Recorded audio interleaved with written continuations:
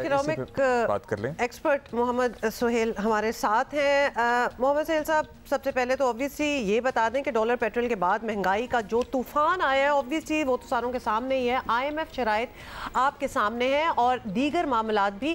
क्या आपको लग रहा है कि डॉलर और पेट्रोल और ऊपर जाने वाले हैं, इनको आप कंट्रोल करना बहुत मुश्किल है? बिस्मिल्लाहिर्रहमानिर्रहीम। देखिए, पाकिस्तान दूसरे ममालिक की तरह इफ़ेक्ट हो रहा है, क्योंकि जो बेशतर ममालिक में जब भी दुनिया में इंटरनेशनल ऑयल प्राइस ऊपर जाती हैं तो कीमतें बढ़ाई जाती हैं। इसीलिए पाकिस्तान में भी जो डीज़ल और पेट्रोल की कीमत बढ़ाई गई है, उसका मेन रीज़न यही है कि दुनिया भर में डीज़ल, पेट्रोल और क्रूड ऑयल की कीमतें बढ़ी हैं। तो ये जो हमारे यहाँ महंगाई जो बढ़ रही थी और उसमें उम्मीद थी कि शायद वो आगे जाके कुछ स्टेबलाइज हो जाए, उसमें थोड़ा सा असर तो ज़रूर पड़ेगा। और दूसरी जानिब जिस तरह आपने कहा कि ये भी हो रहा है कि चूंकि हुकूमत ने LCs खोलना शुरू कर दी हैं IMF के कहने की वजह से, तो पाकिस्तानी रुपया भी गिर गया है। तो ये अवाम को मुतासिर ज़रूर करेगा, जिस तरह दूसरे ममालिक में भी हो रहा है, बट पाकिस्तान में इसका इम्पैक्ट ज़्यादा होगा क्योंकि पाकिस्तान वैसे ही इकोनॉमिक क्राइसिस में है और पिछले साल की महंगाई की शरह ऑलरेडी 30% हो गई थी। तो इसका असर एक आम पाकिस्तानी पे बनिस्बत ज़्यादा होगा जो दुनिया के जो दूसरे ममालिक में जो इम्पैक्ट है उससे। अच्छा सुहेल साहब, मईशत के लिए अहम signal by the way stock market का रवैया भी होता है और आजकल तो लग रहा है कि सरमायाकार मोहतात है। निगरान हुकूमतों के दौर में वैसे आमतौर पर सियासी इस्तेहकाम का फैक्टर होता है, समझा जाता है कि इस्तेहकाम रहेगा और ये तो वैसे भी पहले ही बता दिया गया, लंबा दौर है। फिर सरमायाकार क्यों डर रहा है? देखिए, stock market one of the barometers होता है और पिछले 2 माह में हमने देखा है कि ना सिर्फ स्टॉक मार्केट, बाकी 3-4 और भी इंडिकेटर्स है जिन्होंने पॉजिटिव रिएक्ट किया है, जिसमें स्टेट बैंक का कॉन्फिडेंस इंडेक्स है, जिसमें पाकिस्तान के बॉन्ड की इंटरनेशनल मार्केट में प्राइजेस है, जिसमें मूडीज़ की क्रेडिट रेटिंग है। अलबत्ता ये ज़रूर है कि पिछले 1-2 हफ्ते से कुछ ठहराव आया है स्टॉक मार्केट में। उसके 2 रीज़न हैं। एक रीज़न तो ये है कि स्टॉक मार्केट ने 1 महीने में 15-20% का इजाफा दिखाया था, तो जब मार्केट बहुत बढ़ जाती है तो फिर कंसोलिडेशन होता है। दूसरा जो फैक्टर आपने बताया कि चूंकि तेल की कीमतें दुनिया की मार्केटों में बढ़ रही हैं, पाकिस्तान में भी बढ़ रही हैं, पाकिस्तान में रुपए में दोबारा से प्रेशर है, तो शायद ये भी फेयर किया जा रहा है कि आने वाले दिनों में शायद इंटरेस्ट रेट थोड़े से बढ़ जाएं, जिसकी वजह से थोड़ी सी मार्केट्स में अनसर्टेनिटी है। अलबत्ता ये ज़रूर है कि केयरटेकर हुकूमत के आने से और कैबिनेट जब बन जाएगी और उसको कौन से वज़रा हैं उसको देखने के बाद कुछ स्टेबिलिटी एक्सपेक्टेड है। और हमने माजी में भी देखा है कि जब भी केयरटेकर की हुकूमत होती है तो स्टॉक मार्केट बेहतर परफॉर्म करती है। सुहेल साहब, अब बात कर लेते हैं नई हुकूमत की अहम तरीन पोस्ट। कुछ लोग तो कहते हैं कि निगरान वज़ीर आज़म से भी ज़्यादा इंपॉर्टेंट पोस्ट है और वो है निगरान वज़ीर ख़ारजा की, जिनका मरकज़ी टास्क ये होगा कि IMF का मौजूदा प्रोग्राम जो है वो मुकम्मल किया जाए और महदूद इख्तियारात के साथ ये प्रोग्राम पहले तो बता दें कि मुकम्मल करना कितना बड़ा चैलेंज होगा? मेरे ख्याल में इस दफ़ा केयरटेकर हुकूमत के पास पावर्स हैं, चूँकि जो कुछ अमेंडमेंट पिछली हुकूमत ने जाते हुए की थी वो इसीलिए की थी कि मईशत को सहारा दिया जाए। तो डे टू डे अफेयर्स के अलावा केयरटेकर फाइनेंस मिनिस्टर के पास ये अख्तियारात होंगे कि वो IMF की कंडीशंस को भी पूरा करे और जो लेंडर्स हैं पाकिस्तान से उनसे ताल्लुकात भी बेहतर रखे। तो मैं उम्मीद हूँ कि ये जो कंडीशंस हैं वो आने वाले फाइनेंस मिनिस्टर उसको फुलफ़िल कर लेंगे। इनफैक्ट जो पॉलिटिकल गवर्नमेंट्स हैं वो डिले करती हैं IMF की कंडीशंस को पूरा करने के लिए, सियासी मकासद के लिए। तो ये जो चैलेंज है मेरे ख्याल में जो केयरटेकर फाइनेंस मिनिस्टर है वो उस पर पूरा उतर सकते हैं। लेट्स सी क्या होता है। बहुत शुक्रिया आपका, बहुत शुक्रिया सर। अच्छा, लेकिन बात इन्होंने सही की है कि इतने भी महदूद इख्तियारात शायद नहीं होंगे because of the amendments made earlier, तो ज़रा ज़्यादा हमने यही सवाल रखा है एक्चुअली एक और इकोनॉमिक एक्सपर्ट खुर्रम शहजाद साहब के सामने और उनसे भी ये जानने की कोशिश की है कि निगरान वज़ीर आज़म से सादा सर्टनली किरदार नज़र आता है, निगरान वज़ीर ख़जाना का, वो इन तमाम चैलेंजेस को टेकअप कर सके। क्या आपको आगे फ्यूचर नज़र आ रहा है इस सिलसिले में? इकोनॉमिक एक्सपर्ट खुर्रम शहजाद हमारे साथ। जी खुर्रम साहब।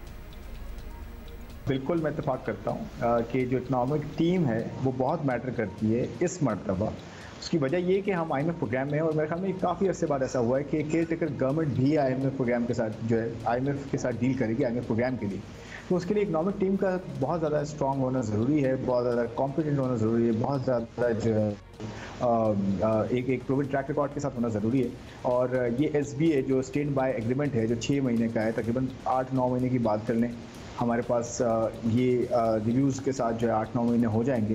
तो ये रिव्यूज़ को जो है टैकल करना बड़ा इंपॉर्टेंट है, एक बड़ा चैलेंज होगा और डेफिनेटली इसमें इकनॉमिक टीम बहुत बड़ा रोल प्ले करेगी। लेकिन मैं ये कहूँगा प्राइम मिनिस्टर जो है वो ऐसा नहीं है कि प्राइम मिनिस्टर का कोई रोल नहीं है, डेफिनेटली प्राइम मिनिस्टर लीड करेंगे, सुपरवाइज करेंगे, बट डेफिनेटली फाइनेंस मिनिस्टर हो गए, उसके अलावा उनकी पूरी टीम हो गई, इवन प्लानिंग मिनिस्टर हो गए, मिनिस्टर ऑफ इंडस्ट्रीज से रिलेटेड है और प्राइवेटाइजेशन है, वो इन्वेस्टमेंट है, ये सारे जो रेलेवेंट इदारे हैं, FBR है, ये मेरे ख्याल में बहुत ज़्यादा ज़रूरी है कि ये टीम बहुत स्ट्रॉन्ग हो और जो है वो डील कर सके IMF के साथ। वे टारगेट्स मैं आपको बता दूं जो IMF ने टैक्स के टारगेट्स रखे हैं, फिस्कल डेफिसिट के टारगेट्स रखे हैं, उसके अलावा जो है एनर्जी के टारगेट्स हैं, एनर्जी प्राइसेस के हैं, फिर उसके अलावा जो है आपके यहाँ जो स्टेट बैंक से रिलेटेड टारगेट्स हैं, इन्फ्लेशन, इंटरेस्ट रेट्स, बहुत सारी और चीज़ें हैं, वो मेरा ख्याल में इतनी आसानी से खासकर टैक्स के टारगेट्स शायद पूरे ना हो सके। तो उस चैलेंज को टैकल करने के लिए क्या स्ट्रैटेजी होगी IMF के साथ, वो बड़ा इंपॉर्टेंट है। और नवंबर में पहला रिव्यू आएगा, उस वक्त आपकी सिचुएशन क्या होगी, ये बड़ा इंपॉर्टेंट है। उसके साथ साथ आपको पता है डेट रीपेमेंट भी है आपकी, तो तकरीबन $6 अरब की इस पूरे ड्यूरेशन में आपकी जो है कर्जों की अदायगी, बैरूनी कर्जों की अदायगी सिर्फ मैं बात कर रहा हूँ। तो ये बहुत बड़ा चैलेंज होगा, डेफिनेटली इकनॉमिक टीम का वो स्ट्रॉन्ग होना बहुत ज़रूरी है। अच्छा खुर्रम साहब, हमें ज़रा while we are going through something हमें ज़रा और भी डर लग जाता है ना कि आगे क्या होगा। तो निगरान हुकूमत का पहला फोकस तो ऑब्वियसली IMF प्रोग्राम मुकम्मल करना है, लेकिन ये बिल्कुल मुमकिन है कि ये शॉर्ट टर्म प्रोग्राम मुकम्मल करने के बाद पाकिस्तान को एक रेगुलर प्रोग्राम जो है वो भी लेना पड़े, बिल्कुल ऐसा ही लग रहा है। तो ऐसा हुआ तो इसकी तैयारी भी निगरान हुकूमत के सर आती लग रही है हमें। तो क्या IMF निगरान हुकूमत से संजीदगी से डील करेगा या फिर वो भी वेट करेंगे जी इलेक्शन हो जाए उसके बाद देखी जाएगी? देखिए IMF अगर इलेक्शन का इंतज़ार करता तो ये जो स्टैंड बाय एग्रीमेंट किया है 6 महीने का, ये कह लें कि तकरीबन 8 महीने तक इसकी मुद्दत होगी, 8-9 महीने, तो ये ना करता। तो डेफिनेटली IMF की तरफ से काफ़ी सीरियसनेस है और हमारी तरफ से भी दिखाई गई है, तभी जाके एक एग्रीमेंट हुआ है। तो मुझे लगता है कि डेफिनेटली IMF जो है केयर टेकर गवर्नमेंट के साथ डील करेगा और केयर टेकर गवर्नमेंट भी जो है बेहतर बनाने का प्लान इसीलिए है कि IMF के साथ डील कर सके। लेकिन आज भी 2 चीज़ों का होना ज़रूरी है, एक तो प्रॉब्लम की जो डेप्थ है वो समझना, कितनी गहरी प्रॉब्लम है इस वक्त पाकिस्तान जो फेस कर रहा है, कर्ज़ों की अदायगियाँ हैं और जो डेफिसिट्स हैं बड़े, ये 2 बड़ी जो है ना वो इश्यूज़ हैं, बड़ी प्रॉब्लम्स हैं।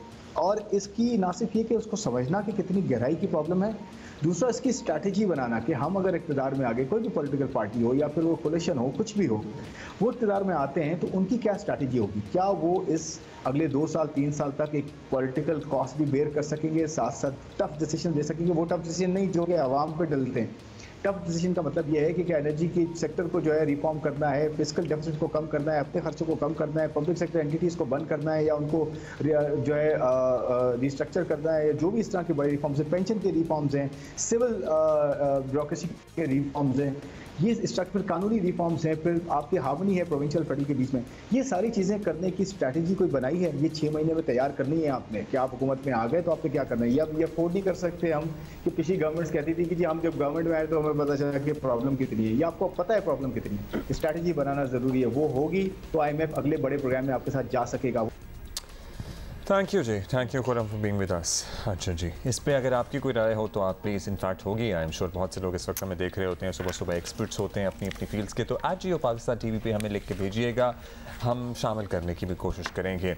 अभी हम ज़रा क्रिकेट की क्विकली बात कर लें। अफगानिस्तान के खिलाफ सीरीज़ की तैयारी के लिए लाहौर में लगाया गया ट्रेनिंग कैंप हो गया है ख़त्म और पाकिस्तान क्रिकेट स्क्वाड जो है वो आज सपोर्ट स्टाफ के हमरा श्रीलंका रवाना हो जाएगा और कप्तान बाबर आजम समेत चंद खिलाड़ी जो हैं वो श्रीलंका ही में मौजूद हैं, जहां पाकिस्तान और अफगानिस्तान के दरमियान 3 वनडे मैचेस की सीरीज़ 22 अगस्त से शुरू हो रही है, विच इज़ नेक्स्ट वीक। और पाकिस्तान में दस्तयाब क्रिकेटर्स ने 3 दिन ट्रेनिंग की, बाय द वे आपको ये बता दें, which should be quite enough क्योंकि अभी माशाल्लाह they have been doing well recently.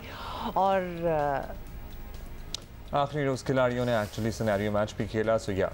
अच्छा, एक और बड़ी इमोशनल वीडियो कल मंजर आम पर आई और बड़ा ही जैसे आपको क्या दिल पसीज गया था। हम अच्छा, आपको दिल पसीज गया था तो पहले हम जरा ब्रेक ले लेते के ऐलान की बात कर रहे हैं। You know, he was sad, I guess. Seems like more than him he was sad. पर देखेंगे आप तो आपको पता लगेगा। हम देख लेते हैं। आंखों से आंसू गिर रहे हैं।